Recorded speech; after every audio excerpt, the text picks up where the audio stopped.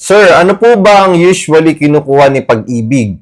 Gross or net income? I am earning 45,000 gross, 40,000 net. Pasok po ba for Pag-ibig financing?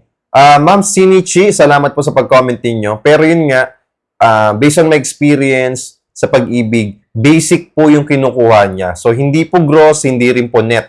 Okay? Ang kinukuha po ni Pag-ibig ay basic income. Okay, so for example, mag-a-avail po kayo sa amin ng worth 2.9 or 3.2 million or 3.4. So basic income po na kailangan dyan is at least 54,000 pesos per month. Okay, basic income na makikita po talaga sa payslip.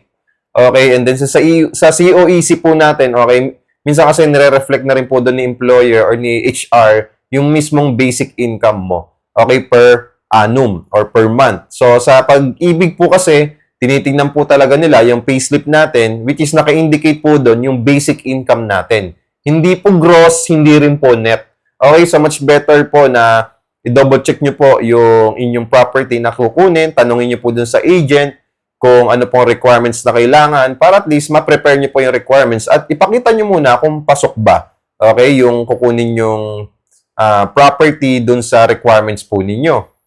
If ever na bitin po yung basic income nyo based doon sa nire-require ni Pag-ibig na monthly basic income requirement, makakakuha kayo ng co-borrower ninyo. So, same requirements lang din naman, yung basic income kailangan, okay, match din doon sa basic income requirement para pag pinag-total yung dalawang income nyo per month na basic salary, makaabot, okay, doon sa basic income requirement ni Pag-ibig. Depende sa monthly na nire-require niya. Yun nga, sample ko na lang yung sa developer namin sa Ortigas Extension Pasig. Yung 2-bedroom unit, ang nire-require po doon ay 54,000 pesos per month na basic income. Yun po yung pinaka-minimum.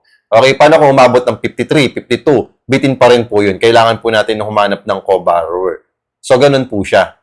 So, maganda dito sa amin, yung 10,000 cash out only mo, reservation fee, wala nang down payment na ilalabas. Kasi nga, okay, tie up natin si Pag-ibig at kami pang bahala mag-process. 30 days process lang po yung process dito and then pwede na po kayo makapag-avail ng property at makakalipat na po kayo kagad within 30 days. Okay, makukuha nyo na kagad yung susi. And good news, malapit naman ito sa lahat. Harapan nito yung MRT4 na gagawin. At the same time, walking distance sa SM, sa mga important commercial establishments, mga fast food chains, banks, and hospitals and schools. Okay? So maraming salamat po sa pag-comment, Ma'am Sinichi. Just follow me and message me.